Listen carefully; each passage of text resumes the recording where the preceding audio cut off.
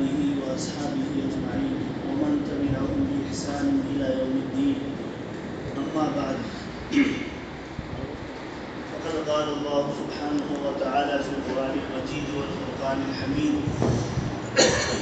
بعد أعوذ بالله من الشيطان الرجيم بسم الله الرحمن الرحيم. كنتم خير أمة أخرجت للناس تأمرون بالمعروف وتنهون عن المنكر وتؤمنون بالله. وقال النبي صلى الله عليه وسلم: إن الله يبعث في هذه الأمة على رأس 100 سنة من يجدد دينها، أو كما قال رسول الله صلى الله عليه وسلم. عن عبد الله بن مسعود رضي الله تعالى عنه قال: من استسن منكم فليستن بمن قد مات فإن الحي لا تؤمن عليه الفتنة. أولئك أصحاب محمد صلى الله عليه وسلم اختارهم الله لصحبة نبيه ولإقامة دينه، فأعرف لهم فضلهم واتبعوا على آثارهم فإنهم كانوا على الهدى المستقيم، أو كما قال رسول الله صلى الله تعالى عليه وسلم. صدق الله مولانا العظيم وبلغنا رسوله النبي الأمي الكريم، ونحن على ذلك لمن الشاهدين والشاكرين، والحمد لله رب العالمين. اللهم صل على محمد كلما غفره الغافلون وصل على محمد كلما ذكر ذاکرون. محترم دوستو، بزرگوں اور عزیزوں،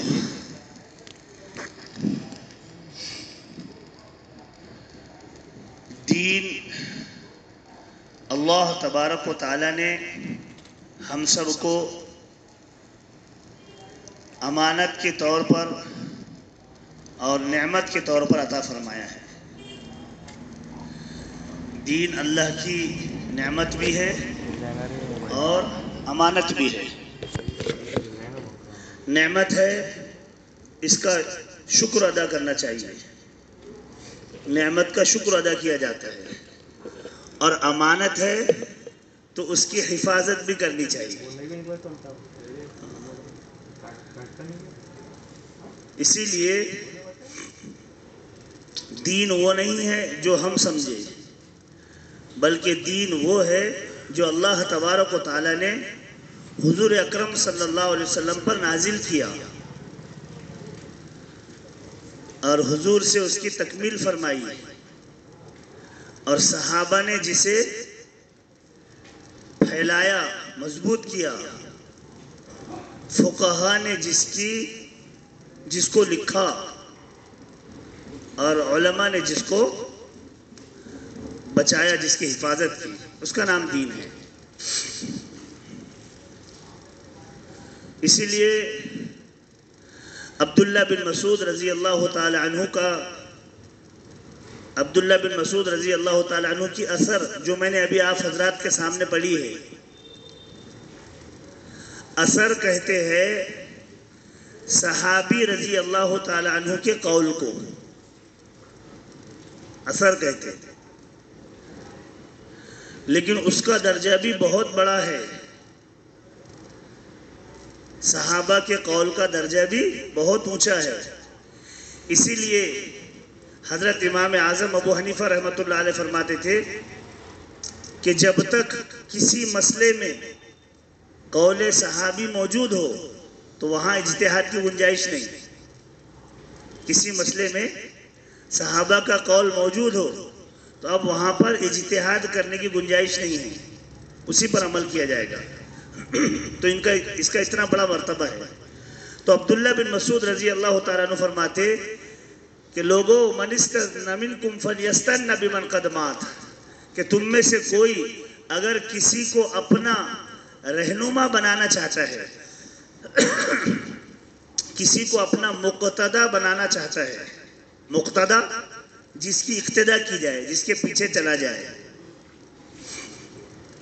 تو ان لوگوں کو اپنا مقتدا بنائے، ان لوگوں کے پیچھے چلو جو دنیا سے جا چکے، یعنی جن کا ایمان پر خاتمہ یقینی تھا کہ یہ قرآن اور حدیث کے مطابق، سنت اور شریعت کے مطابق دنیا سے گئے ہیں، ان کو اپنا رہنما بناؤ۔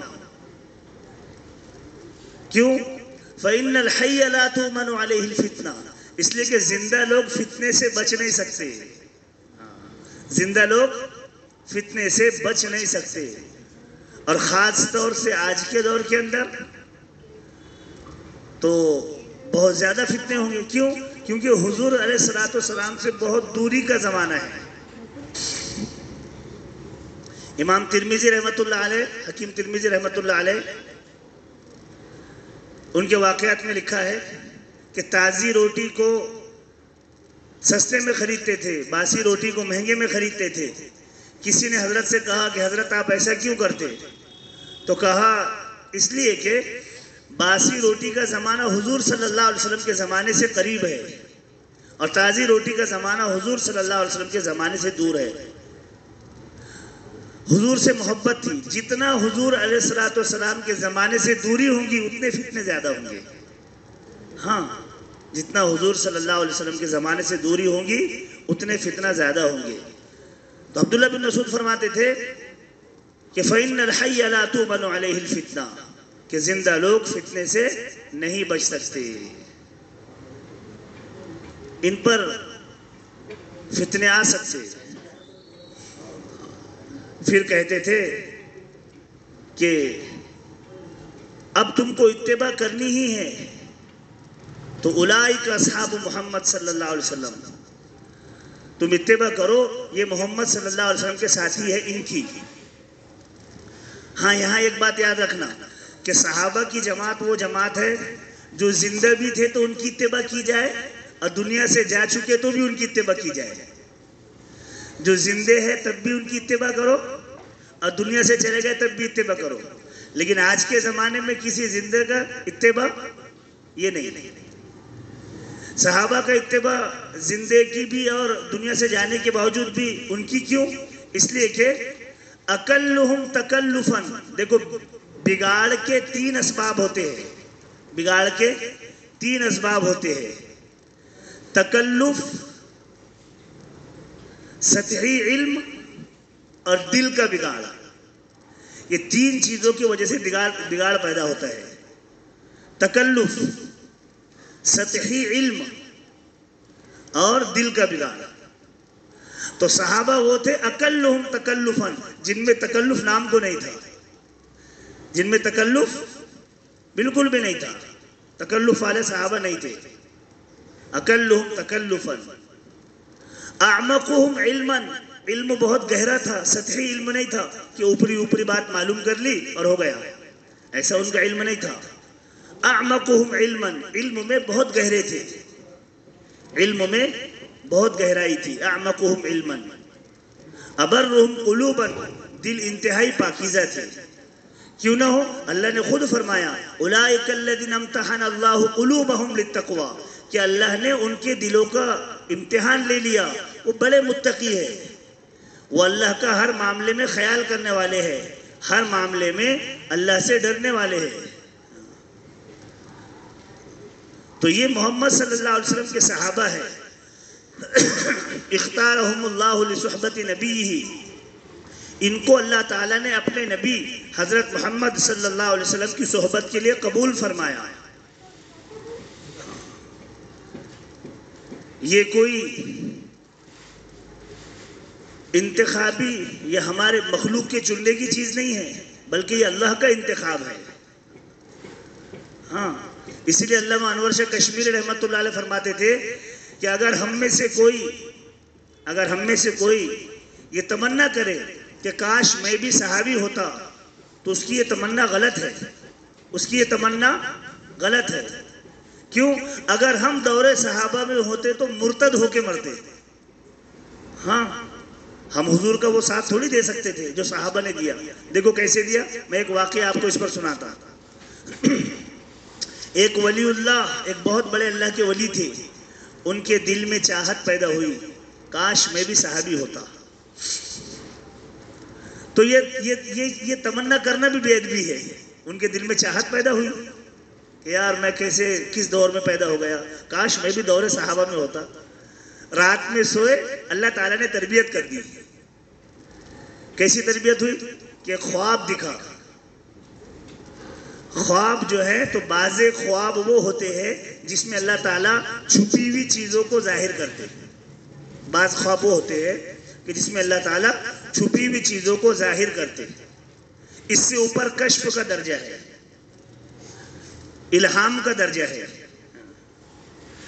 تو ان کو خواب میں حضور اکرم صلی اللہ علیہ وسلم نظر آئے، اور حضور صلی اللہ علیہ وسلم ایک گاڑی میں سوار تھے. اس میں صحابہ بھی سوار تھے رضوان اللہ علیہ مجمعین، اور یہ بھی اس گاڑی میں بیٹھے ہوئے تھے. گاڑی چلتے چلتے گاڑی کے بریک فیل ہو گئے. اب گاڑی کو کیسے روکا جائے؟ تو سارے گاڑی سے نیچے کودے، اور یہ بھی کود کر جنگل کی طرف دوڑے، اور ایک بڑا سا پتھر اٹھا کے لایا کہ میں یہ گاڑی کے چاک کے ٹائر کے نیچے اس کو لگا دیتا تاکہ گاڑی رک جائے اور میرے نبی صلی اللہ علیہ وسلم کی حفاظت ہو جائے. تو پتھر اٹھا کے لائے تو دیکھا کہ گاڑی رکی ہوئی ہے. تو حیران ہو گئے کہ یار گاڑی کیسے رک گئی. سوچنے لگے ہو سکتا اللہ تعالیٰ نے یہ گاڑی حضور صلی اللہ علیہ وسلم کی معجزے سے روک دی ہوگی. لیکن جب قریب جا کے دیکھا تو صحابہ گاڑی کے نیچے اپنے سر لگائے ہوئے تھے.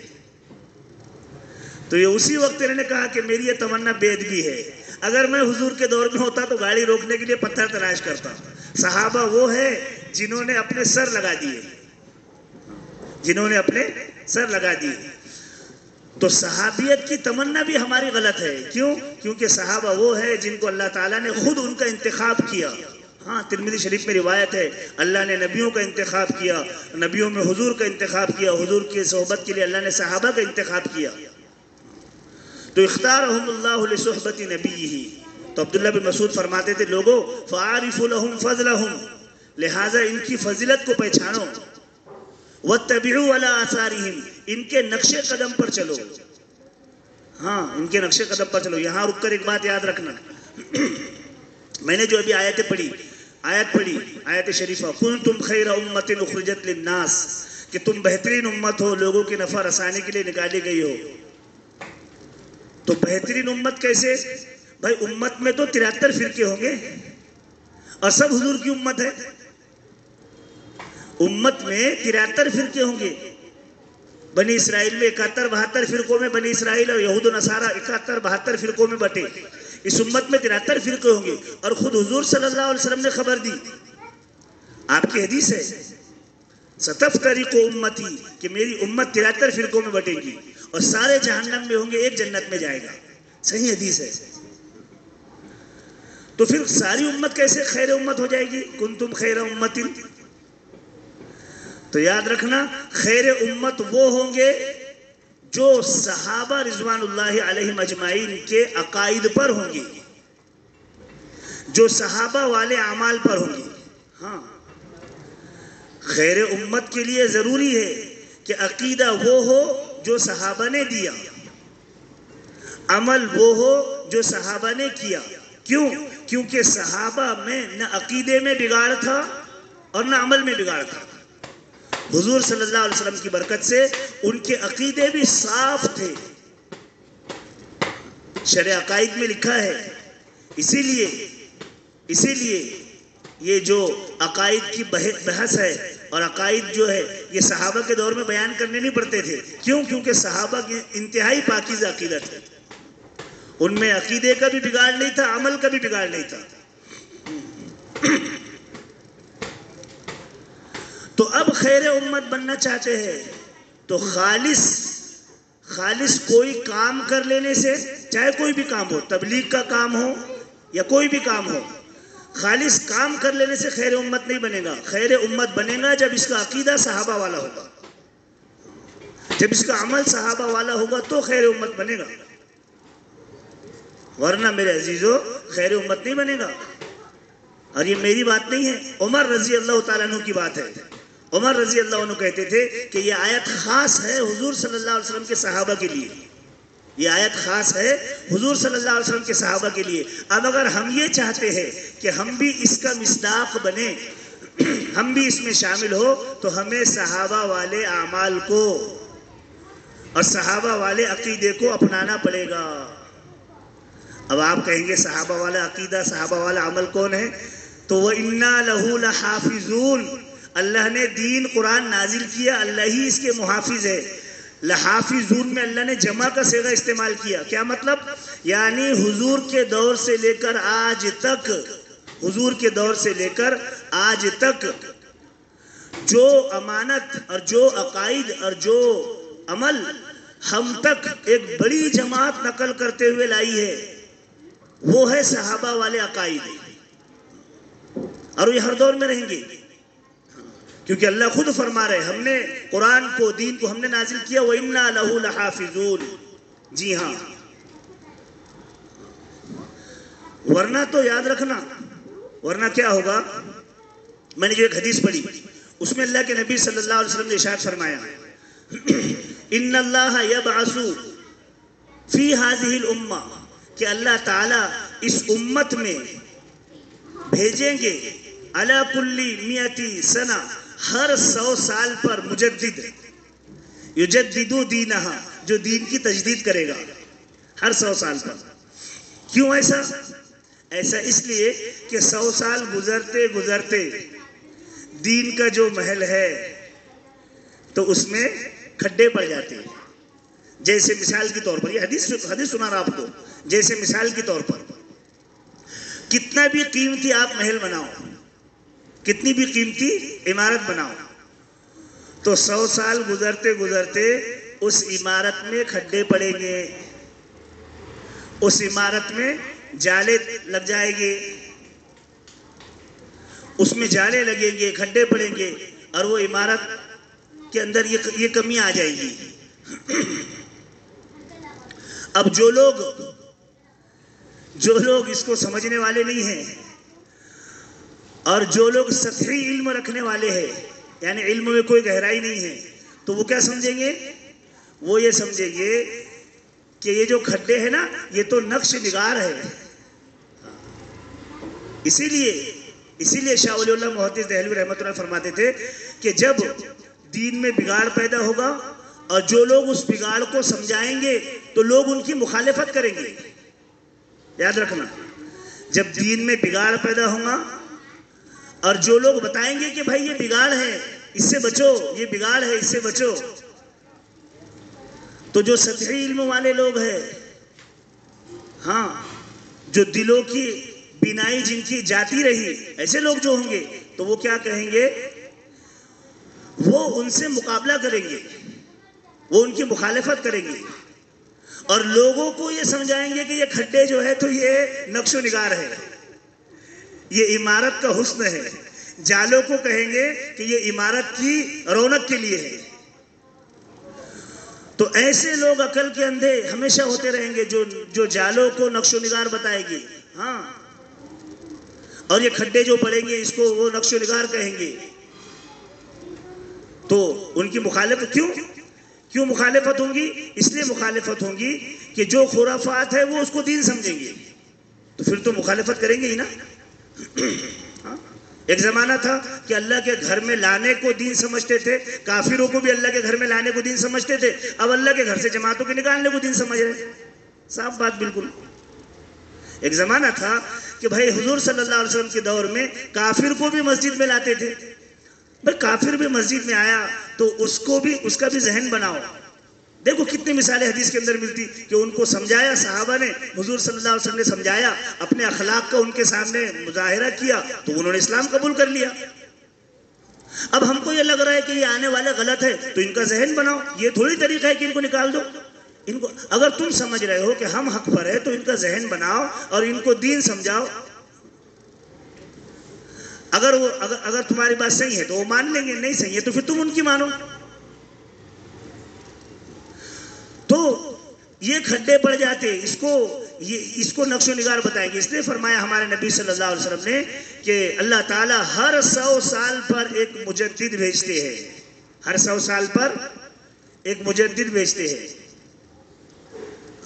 جو دین کی تجدید کرتا ہے۔ لیکن اچھا 100 سال کی قید، یہ 100 سال کی قید قیاسی نہیں ہے کہ 100 سال ہوں گے تبھی بھیجیں گے، یہ 100 سال کی قید زمانے کو بتانے کے لیے ہے. 150 سال پر بھی ہو سکتا, 125 سال پر بھی ہو سکتا, اور 90 سال پر بھی ہو سکتا. نہیں تو کوئی یہ سمجھ لے, کیونکہ احادیث کے اندر یہ جو جملے آتے ہیں یہ ایک زمانہ بتانے کے لیے آتے ہیں, ایک زمانہ بتانے کے لیے آتے ہیں کہ ایک لمبا زمانہ گزر جائے گا تو اس میں بگاڑ پیدا ہوگا, تو اللہ تبارک و تعالیٰ اس طریقے سے کریں گے, اللہ تبارک و تعالیٰ اس طریقے سے مجدد کو بھیجیں گے. حضرت مفتی سعید صاحب رحمۃ اللہ علیہ فرماتے تھے آج کے دور میں مجدد کا کام جو کیا تو علماء دیوبند نے کیا. یاد رکھنا, مجدد کبھی ایک شخص ہوتا ہے اور کبھی شخصیات ہوتی ہے, کبھی ایک فرد ہوتا ہے اور کبھی ایک جماعت ہوتی ہے. مجدد کے لیے ضروری نہیں ہے کہ ایک ہی شخص ہو, مجدد کے لیے ضروری نہیں ہے کبھی ایک شخص سے اللہ کام لے لیتے, جیسے مجدد الفسانی رحمت اللہ علیہ, کبھی ایک شخص سے اللہ تجدید کا کام لیتے, اور کبھی ایک شخص ہوگا مجدد اور کبھی ایک جماعت ہوں گی. تو آج کے دور کے اندر مفتی سعید صاحب فرماتے تھے دیکھو جہاں جہاں کھڈے پڑے علماء دیوبند نے ان کا مقابلہ کیا, اور ان کی مخالفت بھی کی گئی. کیوں کی گئی؟ اس لیے کی گئی کہ وہ جو عمل کر رہے ہیں اس عمل کو دین سمجھ رہے ہیں. میں نے ابھی بتایا کہ سادے سیدھے لوگ جن کو کچھ نہیں سمجھتا, جن کو وضو کے فرائض نہیں معلوم, میں خود موجود ہوں وہ جماعت کو مسجد سے نکالنے کے لیے بہت زیادہ شدت کر رہے کہ ان کو مسجد سے نکالو. ارے میرے بھائی ذرا سوچو تو صحیح کہ اللہ کے گھر میں تو کافر کو لایا جاتا. ایک مرتبہ میں ہیپی نگر کی مسجد کی بات ہے, میں نکاح پڑھا رہا تھا, کچھ لوگ باہر بیٹھے تھے. میں نے بولا بھائی یہ لوگ باہر کیوں بیٹھے, یہ اندر آؤ, یہاں پر نکاح ہو رہا ہے. تو وہ کہنے لگے کہ ہم مسلمان نہیں ہیں. تو میں نے کہا مسجد کوئی مسلمان کے باپ کی ہوتی, مسجد اللہ کا گھر ہے, اس میں سب آئیں گے. مسجد کی پہلی ہی شرط ہے, مسجد کی شرائط میں ہے اذن عام, یہاں آنے کی عام اجازت ہو, یہاں آنے کی عام اجازت ہو. کافر کو بھی آپ مسجد سے نہیں روک سکتے. ہاں, پیشاب کر رہے ایک صحابی, دیہاتی تھے, نیا نیا اسلام تھا, پیشاب کر رہے, صحابہ نے چیخا اے بھائی اے کیا کر رہے ہیں. حضور نے منع فرمایا رک جاؤ رک جاؤ, پیشاب کر لینے دو. اگر پیشاب کے دوران تم اس کو روک دو گے تو بیماری پیدا ہوتی. ہاں, پیشاب کے دوران اگر کسی کو پیشاب سے روک دو نا تو دل کی بیماری پیدا ہوتی, اس لیے روکو مت, اس کو پیشاب کر لینے دو. پیشاب کر لیا, اس کے بعد میں آپ صلی اللہ علیہ وسلم نے ان کو سمجھایا. تو یہاں تو ایسے شخصوں کو بھی آنے سے نہیں روکا جا سکتا.